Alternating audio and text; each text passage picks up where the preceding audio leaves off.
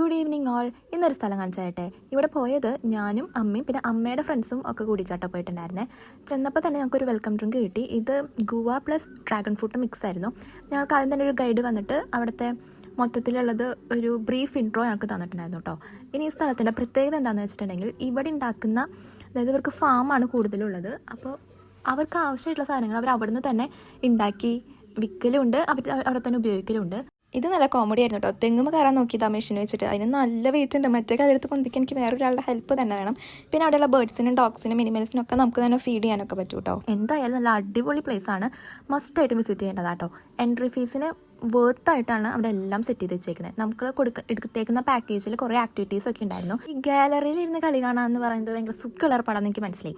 ഞാൻ ഈ squid game series ഒക്കെ കാണുന്ന ടൈമിൽ ഞാനൊക്കെ ആയിരുന്നു അവരുടെ സ്ഥാനത്തെങ്കിൽ ഇതൊക്കെ പുഷ്പം പോലെ ചെയ്ത് തീർത്തേണ്ടതായിരുന്നു എൻ്റെ ഒരു ധാരണ. ഇത് ചെയ്യുന്നത് വരെ ഞാനിത് ചെയ്തതിൻ്റെ ഫസ്റ്റത്തെ ടാസ്കിൽ തന്നെ ഞാൻ എൻ്റെ കാല് വിറച്ചിട്ടുണ്ടല്ലോ പിള്ളേരെ.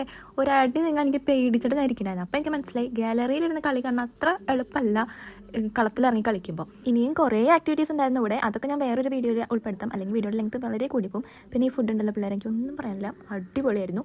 പിന്നെ എല്ലാവർക്കും അടുത്ത വീഡിയോയിൽ കാണാം. ബൈ.